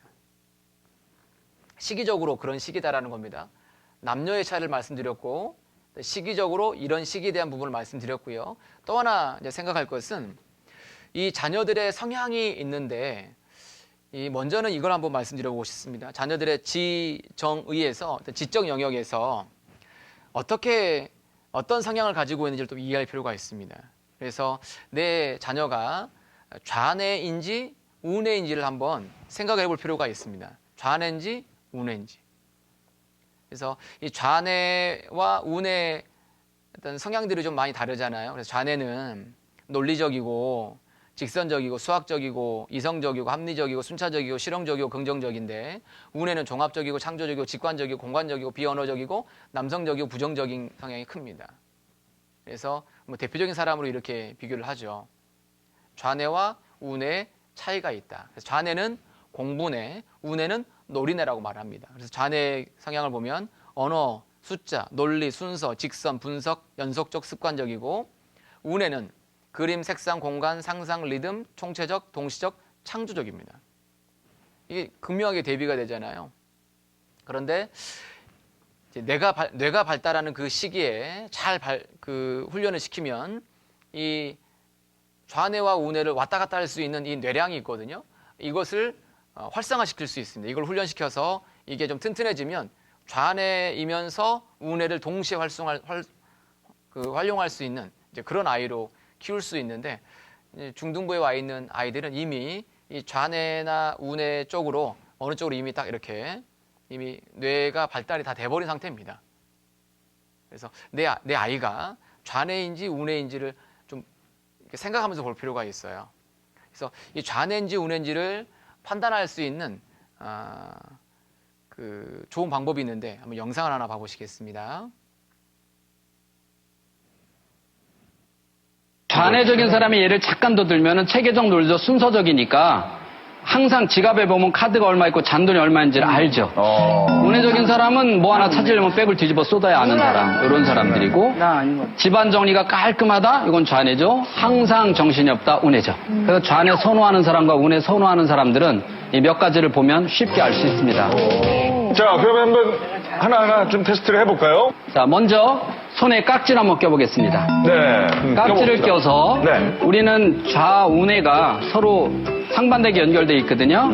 오른쪽 손가락이 위로 올라오신 분. 네.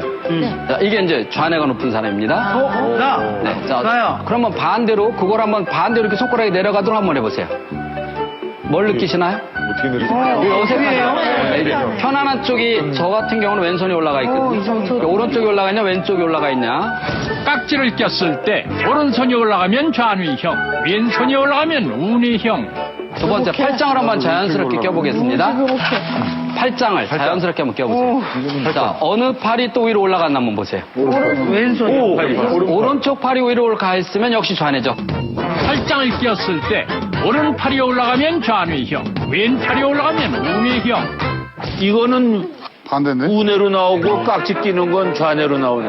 네, 그러니까 이제 몇 대 몇인가를 보시는 거예요. 몇 대 몇인가. 본인의 횟수를 기억하셔야 예, 되고. 자기는 횟수가 1대1. 우리 알성 선생님 같은 경우는 1대1입니다. 나도 1대1. 자, 이번에는 이렇게 조그맣게 이렇게 삼각형을 만들어서 삼각형 안에 어떤 사물을 집어넣고 네. 움직이지 않은 상태에서 오른쪽 눈과 왼쪽 눈을 번갈아 가면서 감아보세요. 한쪽 눈은 보이고 한쪽 눈은 안 보일 겁니다. 자, 어느 쪽 눈이 보이나요? 왼쪽을 감았을 때. 왼쪽, 오른쪽. 자, 여기서 오른쪽 눈으로 본 사람이 이제 좌뇌가 높은 사람입니다. 간절했는데. 물건이 오른쪽 눈으로 보이면 좌뇌형, 왼쪽 눈으로 보이면 우뇌형. 자, 이번에는 하나만 더 해보겠습니다. 네. 오른손 코를 이렇게 코 구멍을 막고 네. 숨을 천천히 한번 들어보세요. 들이시라. 네, 들어 마시세요. 그 느낌. 자, 이번에는 반대로. 네. 들어 마시세요. 어느 쪽 바람이 더 뇌가 시원했는가? 요거, 나는 오른쪽. 오른쪽, 왼쪽에서. 근데 이 왼쪽. 코는, 왼쪽. 코가 막혀있네. 코는 반대가 아니에요. 직접적이에요. 어머. 그래서 코는 오른쪽이 더 시원하면 오른쪽, 왼쪽이 더 시원하면 왼쪽입니다. 숨을 쉬었을 때 왼쪽 콧구멍이 편하면 좌뇌형, 오른쪽 콧구멍이 편하면 우뇌형. 자, 이렇게 제가 지금 몇 가지 해줘 봤는데 화면에서도 여러분이 좌뇌인지 우뇌인지 한번 볼 수 있는 것이 있습니다. 자, 요 한번 화면을 잘 보시면 자, 좌측으로 도는지 우측으로 도는지 한번 보세요. 그러니까 시계 방향인지 아닌지 하면 되죠? 네네, 시계방이냐 반대 방향. 우측, 시계방. 왔다 갔다 하는데? 이거 무조건 우측인데? 아니, 얘가 방금 우측이야. 방향 바꾸지 않아요? 우측으로 도. 바꿔요! 안 바꿔요? 바꿨어! 그죠? 지금 바꿨어. 그대로인데 무슨 얘기야? 계속 시계방. 이상한 여잔데? 그거 왔다 갔다 하는 거니. 제가 막 바꿨다가 좌측 갔다 우측 갔다. 왔다 갔다. 바꾸는 게 아닙니다. 이건 곧 일정하게 돌고 있어요. 진짜? 바꿨는데? 계속 시계방향인데? 오른쪽으로 계속 도는 분들은 예. 좌뇌가 발달됐다고 생각하시고 왼쪽으로 돈다 그러면 우뇌가 발달했다고 생각하세요. 정말 신기하죠? 여자가 시계 방향으로 돌면 좌뇌형, 반시계 방향으로 돌면 우뇌형. 그 중에서 뭐가 있냐면 어느 쪽으로 더 많으냐. 왼쪽이 더 많아. 시계 방향이 좀 더 많으냐, 반대 방향이 많으냐. 반대 방향. 네, 그게 사람마다 다르거든요.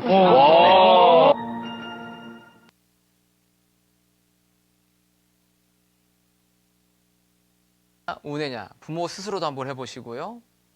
판단을 한번 해보세요. 그리고 내 아이들의 모습 가운데 첫째 아이는 좌뇌냐 우뇌냐 어느 쪽으로 더 치우쳐 있는지, 둘째는 어떤지, 또 뭐 셋째가 있다면 셋째는 어떤지 이렇게 좀 보면은 아이를 좀 이해할 수 있는 그런 마음의 여유가 생깁니다. 그리고 그 지능을 말할 때 우리가 그전에는 이제 IQ만 가지고 IQ 지수만 가지고 얘기를 했는데, 지금은 이제 가드너가 얘기한 것처럼 다중지능 이론에 의해서 사람이 가지고 있는 어떤 그 지능이 여러 가지다. 8가지 정도로 얘기를 하고 있는데, 그 언어지능, 논리수학지능, 공간지능, 체육지능, 음악지능, 자연친화지능, 사람친화지능, 그 다음에 자기성찰지능, 이렇게 8가지를 얘기하거든요. 그래서 어느 쪽으로 다 가지고 있는데 어느 쪽으로 더 강점을 가지고 있는지를 보면 아이를 좀 대할 때 이 아이의 지능이 이런 쪽이 좀 발달해 있구나. 그래서 아이를 어느 쪽으로 이끌어줘야 할지에 대한 방향성을 가질 수 있습니다. 그래서 아이의 그 어떤 지능의 영역이 어느 쪽인지 이런 부분들은 그렇게 어렵진 않거든요. 그래서 어떤 걸 좀 더 잘해 한번 찾아보시면 이해할 수 있을 겁니다. 화면을 보시면 언어지능은 말재주와 글솜씨로 세상을 이해하고 만드는 능력이 좀 탁월한 애들이 있고요. 인간 친화지능은 대인관계를 잘 이끌어가고 사람들의 이렇게 가까이 하는, 그리고 자연 친화지능은 환경을 인식하고 분석하는 능력이고, 논리수학지능은 숫자나 규칙, 명제 등을 잘 익히고 만들어내는 능력, 그 다음 신체 운동지능은 춤, 운동, 연기 등을 쉽게 익히고 창조하는 능력, 그 다음에 자기성찰지능은 자신의 심리와 정서를 파악하고 표출하는 능력, 음악지능은 가락, 리듬, 소리 등의 뛰어난 능력, 공간지능은 도형, 그림, 지도, 입체, 설계 등의 공간적 상징 체계의 소질과 적성을 보이는 능력. 쭉 보면 내 아이가 어느 영역에 좀 속해 있는지 좀 보이시죠? 그죠? 내 아이는 어느 쪽에 조금 더 강점이 있구나 라고 생각할 수 있다는 거예요. 그래서 좌뇌냐 우뇌냐, 비율이 어느 정도 되냐, 그 다음에 이 가드너가 말했던 이 다중지능에서 어느 쪽이 조금 더 강점이 있느냐, 감을 좀 갖고 계시면 아이를 이해할 수 있게 됩니다. 여기서 가장 중요한 게 뭐냐면 이 자기성찰, 자기 이해지능인데요. 자신의 어떤 심리, 정서를 파악하고 표출하는 능력입니다. 이것이 있어야 다른 것들을 잘 활용해서 어떤 훌륭한 리더가 될 수 있는 어떤 그 요건이 되거든요. 그래서 요 지능과 관련된 부분을 좀 이해했으면 좋겠고요. 또 하나 그 아이들의 성격을 이제 파악할 수 있는 방법 중에 하나가 여러 가지가 있는데 간단하게만 정리할 수 있는 거 하나만 말씀드려 보겠습니다. 이게 머리, 가슴, 장형으로 분석을 한 겁니다. 실은 애니어그램의 9가지 유형을 3가지로 압축해가지고 쉽게 이해할 수 있게 한 건데요.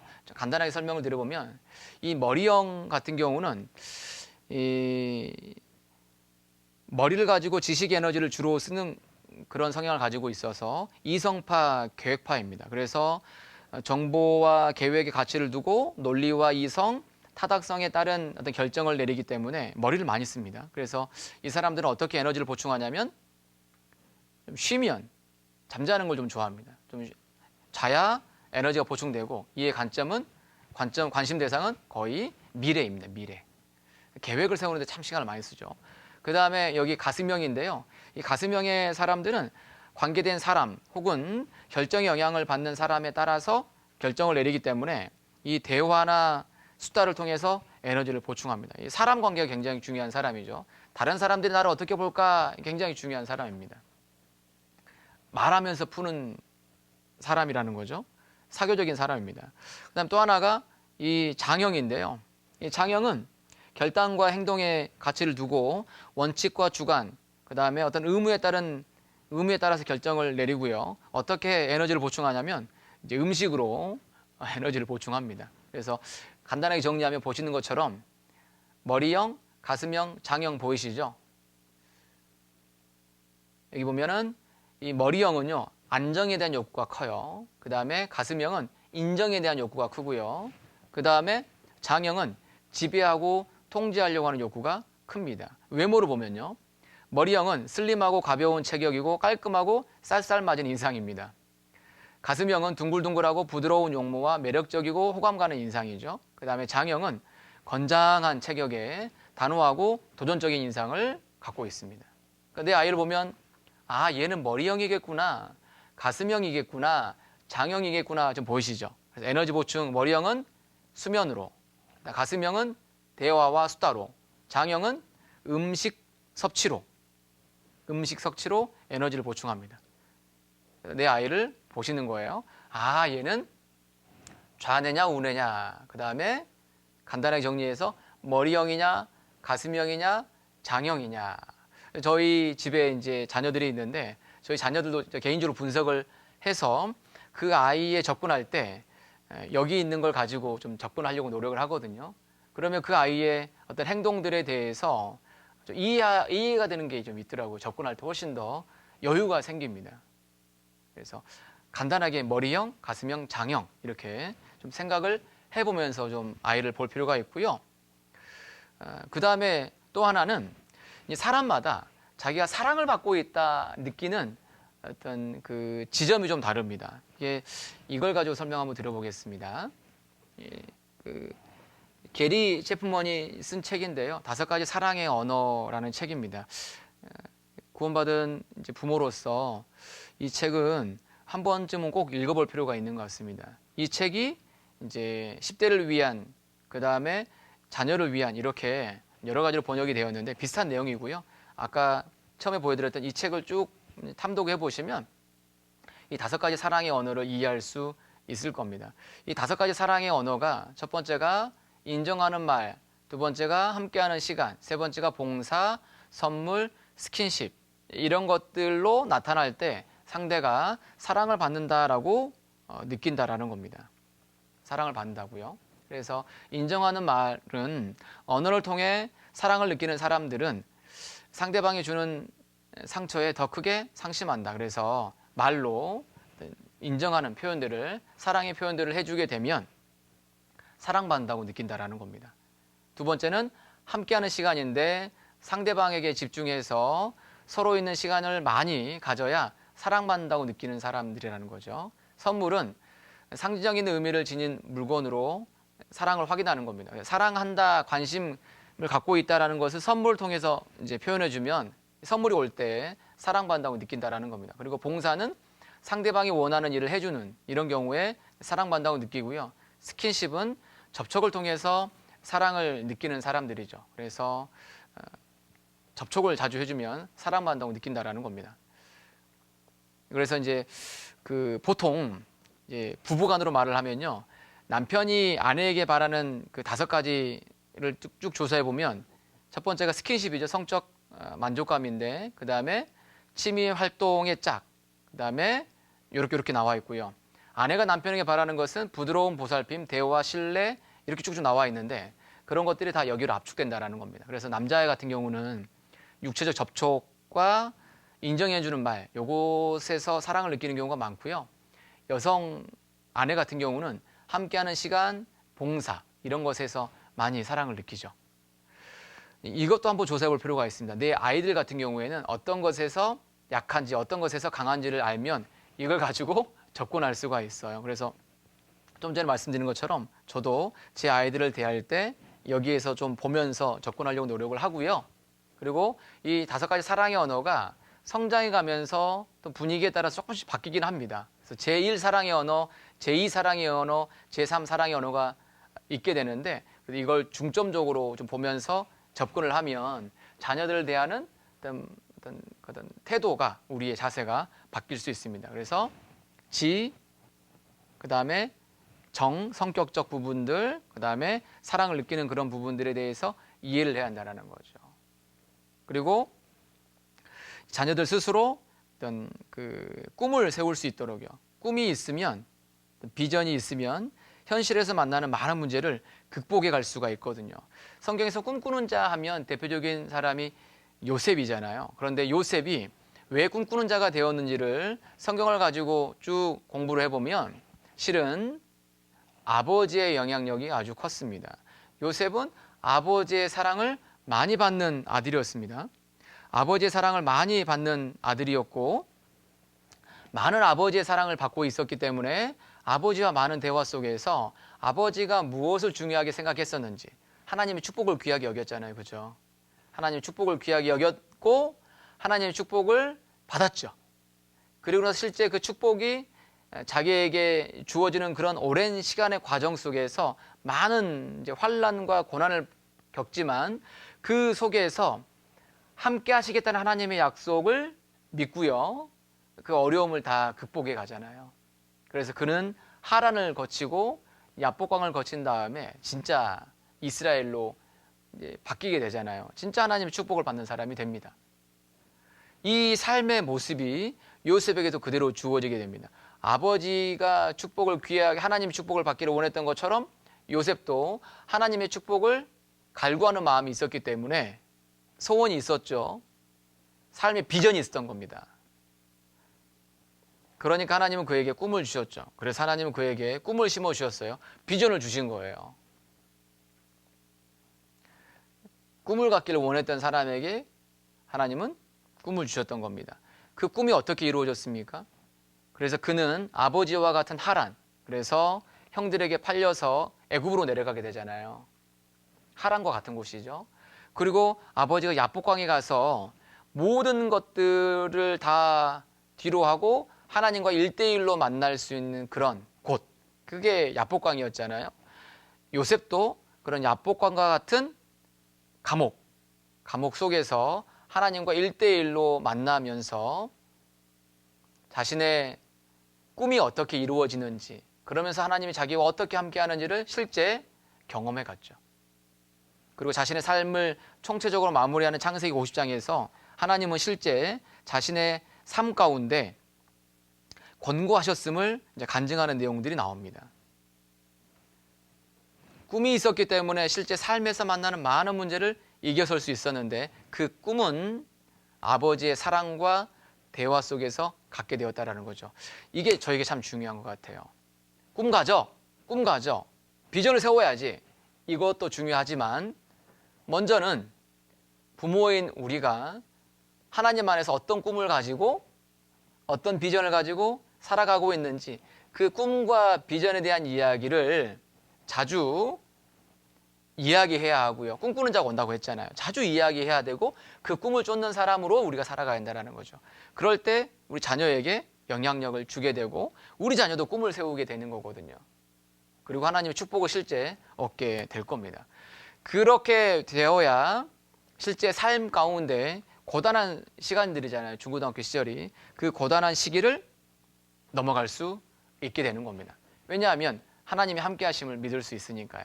하나님이 자기를 권고하는 것을 신뢰할 수 있으니까요. 자녀를 바라보실 때 이런 것 관점에서 좀 바라봐 주셔야 되겠습니다. 다시 에베소서 6장을 가보시겠습니다. 에베소서 6장 4절입니다. 에베소서 6장 4절. 또 아비들아 너희 자녀를 노엽게 하지 말고까지 말씀드렸고요.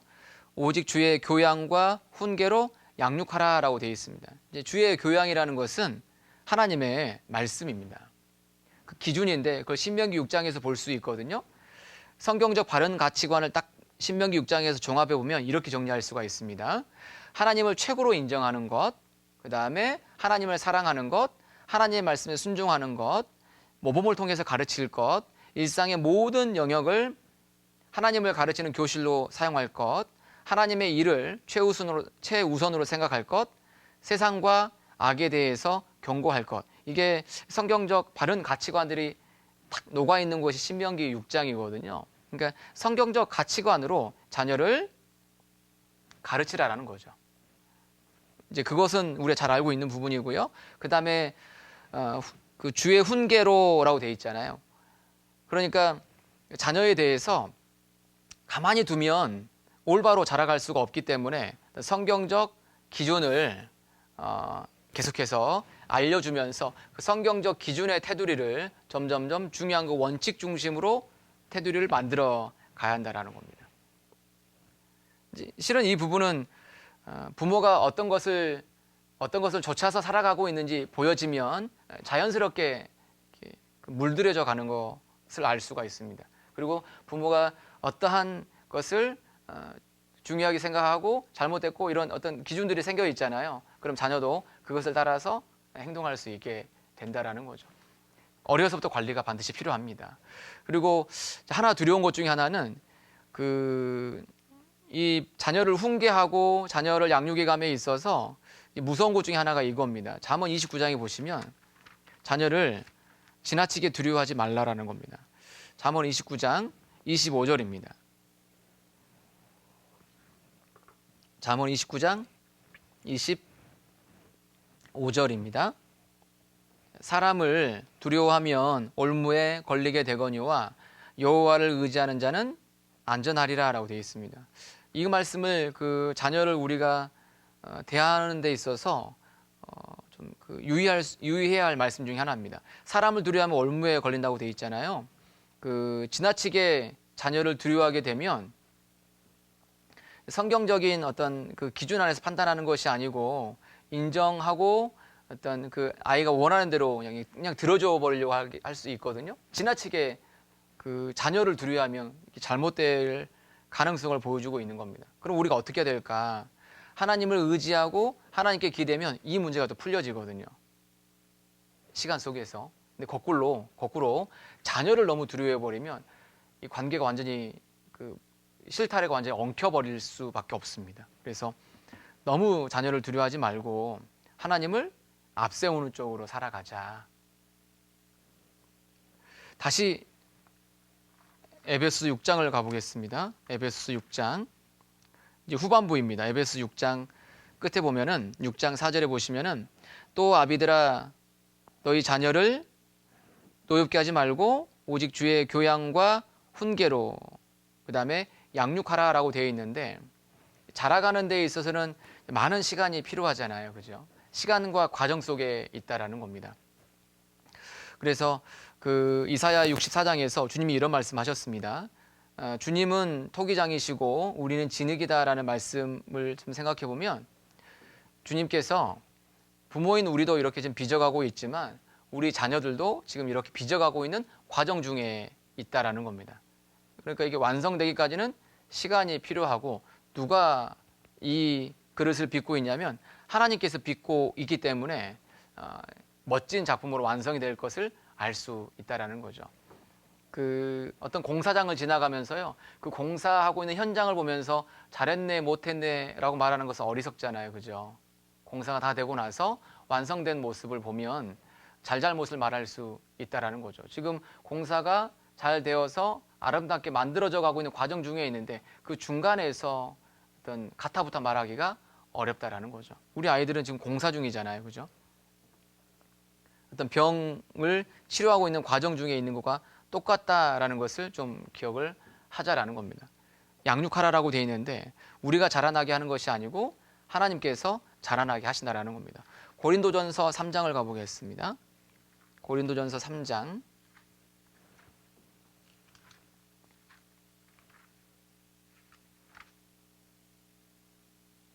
고린도전서 3장 5절입니다.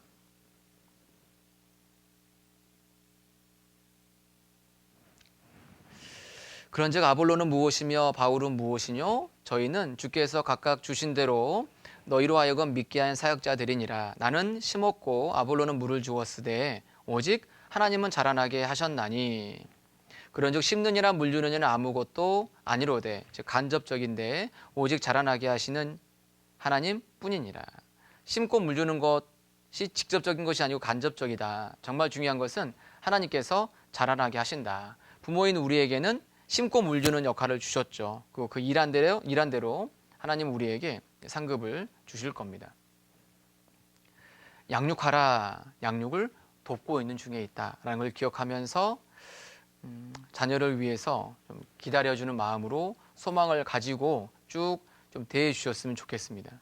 그리고 이 시기에 중등부 시기에 좀 필요한 부분 중에 하나는 기회가 되면 가족끼리 좀 여행을 종종 좀 다녀오시면 좋겠습니다. 여행 과정 속에서 편안하게 있고 먹고 대화하고 이런 속에서 많은 부분들이 감정적인 것들이 좀 풀리고 그러거든요.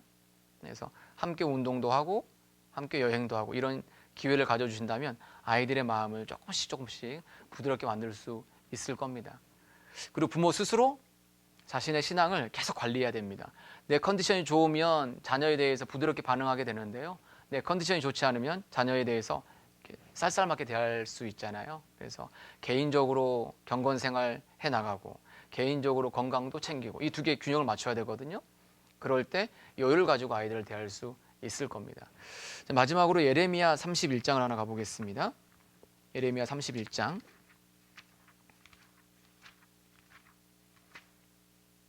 예레미야 31장 17절입니다. 예레미야 31장 17절. 나 여호와가 말하노라. 너희의 최후의 소망이 있을 것이라. 너희 자녀가 자기들의 경내로 돌아오리라. 이스라엘이 이제 멸망당하고 나서요. 남유다가 멸망당하고 나서 포로로 가게 될 텐데 그래도 소망을 두라라는 겁니다. 왜냐하면 다시금 이스라엘 땅으로 돌아올 거다라고 주님 말씀하신 거거든요. 이 말씀 보면서 그런 생각이 들어요. 우리의 최후의 소망이 있을 것이라. 지금 중등부 시절을 거치고 있는 아이들이 좀 많이 힘들 수 있지만 최후의 소망이 있을 것이라. 주님께서 돌아오게 하실 거거든요. 그래서 그걸 믿고 좀 끝까지 좀 기다리면서 가정적 분위기를 잘 유지해 갔으면 좋겠습니다. 그래서 그 자녀를 올바르게 성장시키는 그런 가정 문화의 핵심이 네 가지가 있는데 이것만 한번 읽어드리고 마무리해 보겠습니다. 첫 번째는 아버지의 훈육은 확고하고 공평하며 일관성이 있어야 한다. 두 번째, 어머니는 자녀가 있는 곳과 그들이 하는 일을 항상 알고 있어야 하며 가능한 한 많은 시간을 그들과 함께 보내야 한다. 세 번째는 아이들이 부모 간의 애정을 볼 수 있어야 한다. 네 번째는 가족이 함께 활동하며 보내는 시간이 있어야 한다. 이게 그 청소년의 비행을 방지하는 네 가지 요소이거든요. 그래서 간단하게 정리하면 부부가 서로 사랑하고 아이에게 관심을 갖고 자녀에게 관심을 갖고 부모가 함께 성장해가는 이제 그런 가정 문화 속에 있을 때 아이들이 이 중등부 시절을 그래도 안전하게 넘어갈 수 있고 시간 지나서 그때 부모님에게 죄송했다라고 또 이야기도 하고 또 교회에서 귀하게도 쓰임 받고 그런 자녀들이 될 수 있을 겁니다. 그래서 아까 이제 칠판에 좀 그려드렸던 것처럼 아비드라라고 되어 있으니까 그리스도인 부모로서 너희 자녀를 하나님 안에서 바라보고 그다음에 아이들을 특성들을 이해할 때 노엽게 하지 않고 낙심치 않게 할 수 있거든요. 그래서 그런 특성들을 좀 이해해 가시고 그리고 말씀의 기준으로 살아가고 있는 부모의 모습으로 살아가면서 주님께 의지하면 주님은 올바른 가정 안에서 아이들이 우리 자녀들이 성장될 수 있을 것이다라고 말씀하고 계시기 때문에 그런 부분들 좀 잘 지켜주셨으면 좋겠습니다. 기도드리겠습니다. 사랑과 은혜가 풍성하신 우리 아버지 하나님, 우리를 구원해 주시고 몸된 교회 안에 거하며 함께 말씀을 듣고 배우는 가운데 어떻게 우리가 살아가야 할지 늘 일러주시는 것 진심으로 감사를 드립니다. 듣고 배웠던 말씀들이 실제 도움이 되기를 원합니다. 또 부족한 부분들은 주님께서 또 채워주시기를 부탁을 드립니다. 한 시간 함께 해주신 것 진심으로 감사드리며 우리 구주 예수님 이름으로 감사하며 기도드립니다. 아멘. 네, 수고하셨습니다.